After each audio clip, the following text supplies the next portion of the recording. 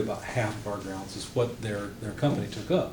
I mean, they had reactor vessels everywhere. They had conveyors, just all sorts of things. At the very end, they had a couple of robots for picking up and, well, the rubber was already compressed into basically blocks of rubber, and the robots would pick up pallets of rubber and place it into, I think it may have been a rail car or something they were putting in, I don't remember now.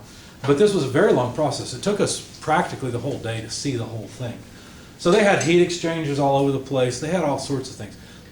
They had tons of PLCs operating this process. Okay? Now, obviously, they also have not just on-off signals, but they also had plenty of continuous temperature, pressure, and so on, so flow rate signals.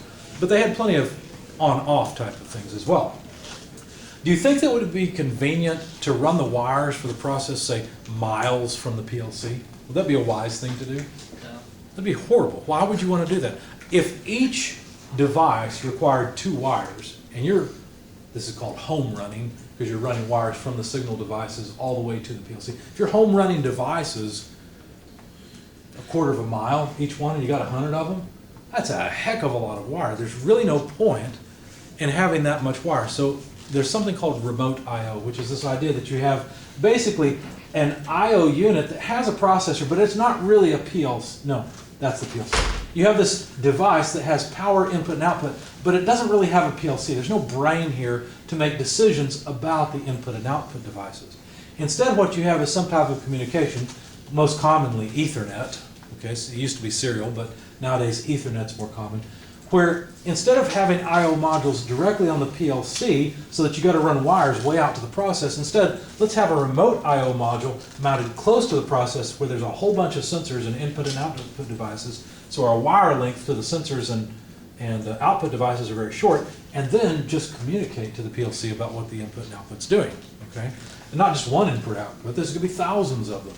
Okay, it's easy to have a reactor vessel that has several hundred input and output, well, especially input points if you're dealing with something like temperature. So this idea of remote I/O is really important. It's a way to minimize the amount of wiring and therefore the amount of problems you have, because the more wires you have, the more problem potential you have, where wires can come loose or get cut along the way. In fact, speaking of wires getting cut, way back when I was a college student on main campus, I was doing something, and I was a lab assistant, I think, at the time. What that means is I got up early in the morning and unlocked computer labs and sat there and did my homework while students came along and had questions, and I tried to help them the best I could, but it wasn't my job to help them with homework or anything. So anyway, I was a lab assistant, I was working, and I used the internet quite a bit at that time, and all of a sudden, the internet just stopped. Just like somebody had put the brakes on, there was nothing. And come to find out, what had happened is we were using a fiber optic connection to the internet that ran through Indianapolis. A backhoe had dug through the earth and cut that cable. And that was it. Our internet was down. So it's interesting how critical the communications cables and wiring can be. All right. So you can imagine, would you rather have 1,000 wires cut or just 8 wires and an Ethernet cable that you can easily fix? We already talked about this. Let's look at that in context. So here's an address format which we've kind of already seen, where we've got an output, if that's the table we're dealing with, or the file type, or the memory area you're dealing with. You've got what's called a file delimiter, excuse me. And basically what that means is everything that comes after this is a file number. So this is the rack or file number here, and then the group in the rack. And then the bit delimiter means that everything that comes out of that after that is a bit. So there's the terminal number or the bit address.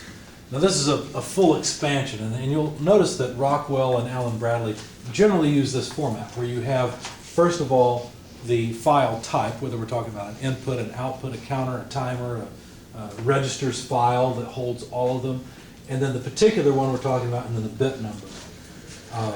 There is some variation on that, and I'll teach you more about the syntax when I show you Logix Pro, because it uses the same syntax.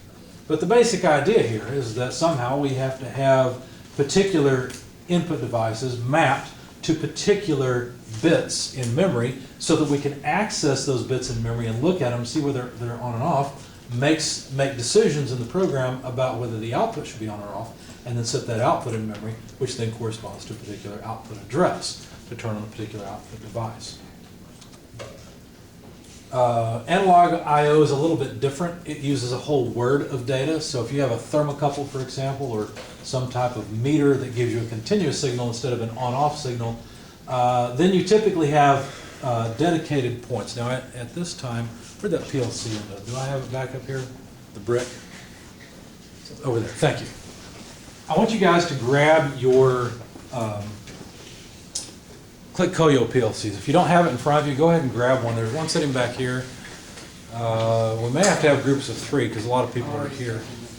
Let's see, I see 2 PLCs back there. If you don't want to, well, you don't have it hooked up to anything yet, so you should be okay to remove it.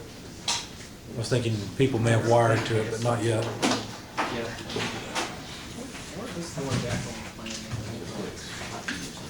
There's one sitting over here. We should have 4 others. I see 3. No, I see 4. There it is.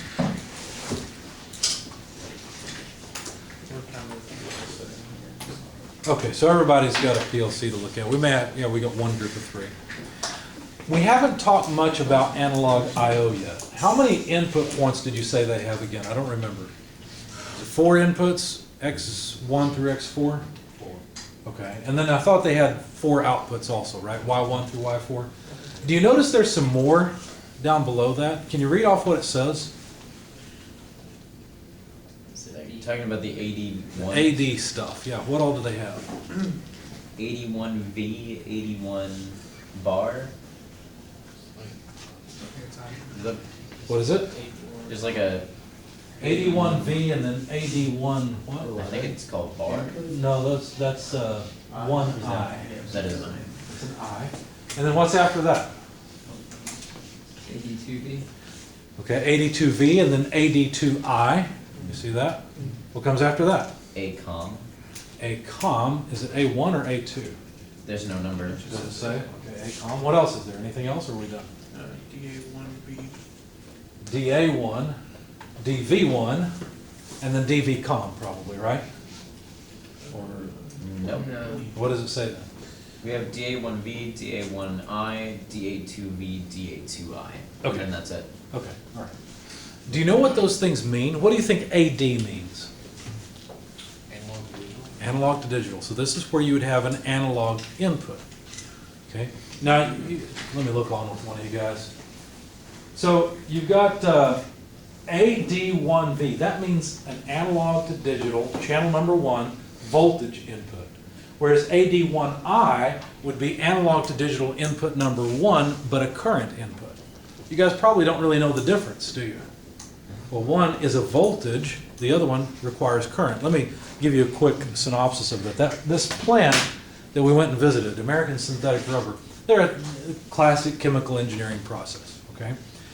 They have to measure continuous signals like, let's say, pressure, okay? Now, when you measure pressure, do you think that on the wire it's going to say, hey, the pressure is 24 psi? Of course not, right? It's an electrical signal. So what does this electrical signal look like? Well, you might choose to use voltage. If you use voltage, you've got a problem because you're sending, say, a voltage signal that is a DC voltage signal, and the more wire you have, what happens to that voltage signal? It changes because that wire has resistance. And so in chemical engineering processes and industrial process control, what's used more commonly than a voltage signal is a current signal. And typically what's used, if you're using voltage, what you'll typically use is either 0 to 5 or 0 to 10 volts. But that's not common. What's more common is to use a current signal. In other words, the value of the signal is proportional to the amount of current being sent down the wire. Now current's measured in amps, right? Typically what they do is they use what's called 4 to 20 milliamp signals. So let's say that we decide that 0 psi is at 4 milliamps and 100 psi is at, excuse me, is at 20 milliamps. Okay, and it's a linear relationship in between them. What happens when you have 200 psi, which is above the range? Well, you still only get a 20 milliamp signal. Okay, you can't really tell the difference. So you got to select what those ranges mean intelligently. But why do you think we'd use 4 to 20 instead of, say, 0 to 20 milliamps? Well, wouldn't it be nice to know if the sensor's not functioning properly and not sending any current at all. If you don't get 4 milliamps, if you get 0 milliamps, that means the sensor's bad or there's a wiring problem somewhere. But 4 milliamps is at least a signal that tells you we are at a certain value for sure, you see? So 4 to 20 milliamps is one of the most common continuous signals in industry. So you wouldn't wire that up to the V input, to AD1V, you'd wire it up to AD1I because it's a current signal. Does that make sense? It's not a voltage signal at all.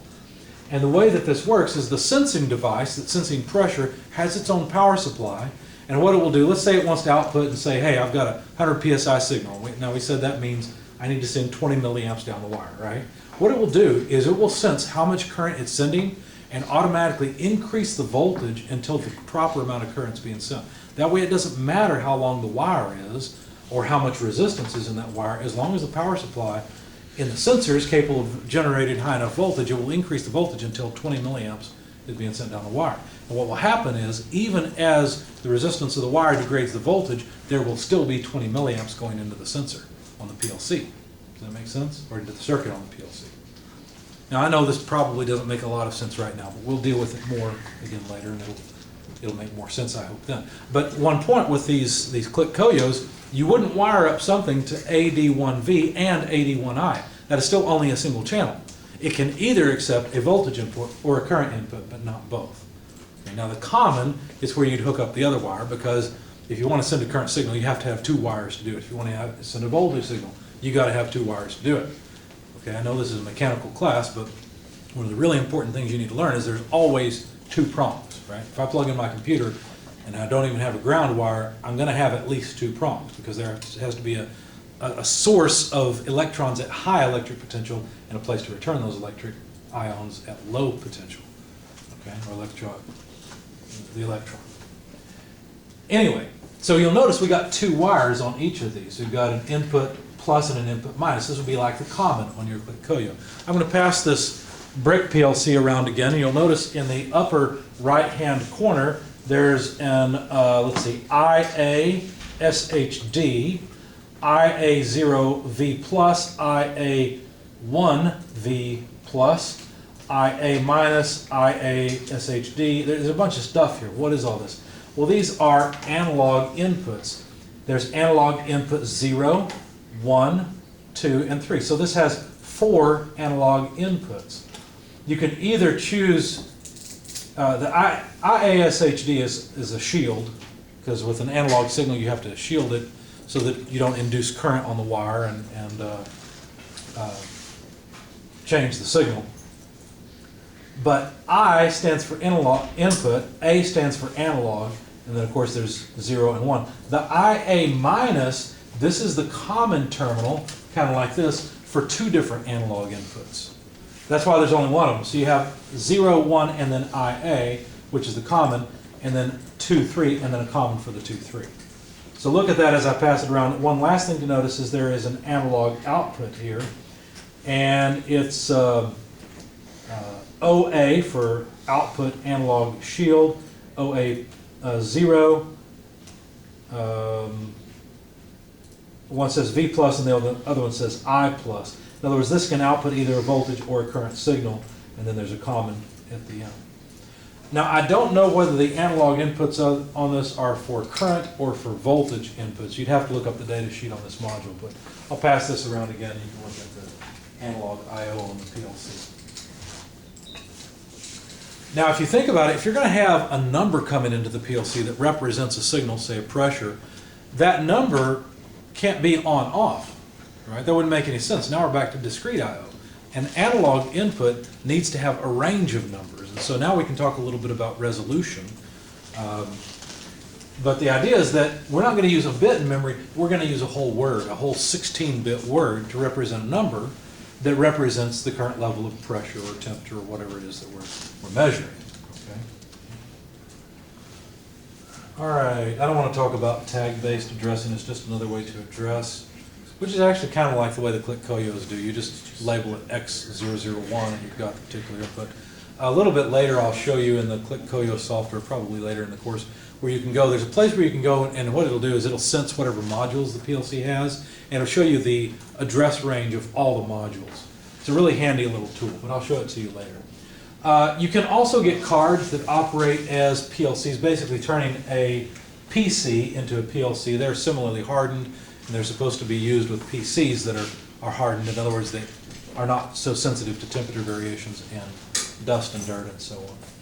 Combination modules are actually what we have on our ClickCoyos. If you look at your ClickCoyo, notice that that first row has both inputs and outputs. That's called a combination module. Of course, it's built into the PLC itself.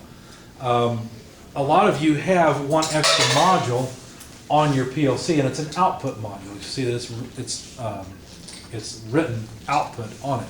It won't accept inputs, it only gives outputs. Click does make input-output or combination modules as well. So basically, the I/O module is also a printed circuit board with terminals in it and so on, and the electronic circuitry necessary to communicate back to the brains of the PLC itself.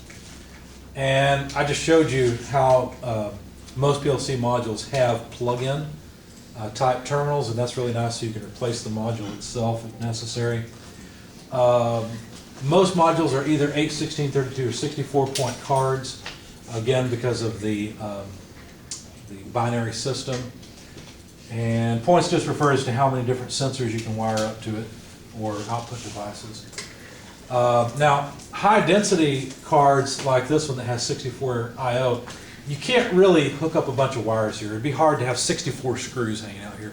So a lot of times these break out into a terminal board, and you just basically plug in connectors here, and then that goes to another area in the control cabinet where you have terminal strips, and you can hook up your wires there. But simpler, smaller I/O cards have screw terminals on the front where you can just connect your wires directly. All right, it is 2:38. I wanted to talk about syncing and sourcing, but I can't because I intended to give you guys 30 minutes. So we'll pick up with this again later. But for now, I'd like for those of you who did not complete the lab to finish it off. And those of you that finished can go ahead and go, or if you have questions, I'll be glad to answer them.